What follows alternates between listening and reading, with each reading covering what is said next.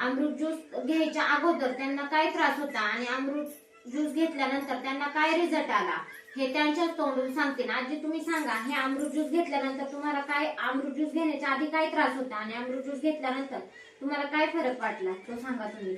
माझे गुडघे दुखत होते, पाय सुजले होते. मग मी आणि बीपीची गोळी होती ती बंद झाली माझी. आणि 2.5-3 महिने मला फरक पडला. मी गिरनारला जाऊन आले.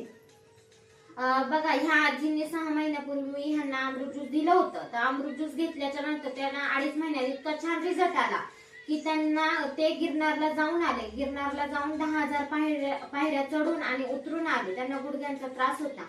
तर अमृत ज्यूसने आपलं किती छान रिझल्ट आलेला आहे आणि त्यांची बीपीची गोळी पण बंद झालेली आहे. 2.5 महिन्यात त्यांना एवढा छान रिझल्ट आला.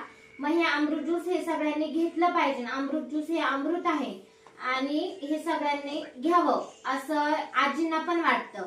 आणि मी एवढंच बोलते आणि इथे थांबते. हर हर यश, हर घर यश.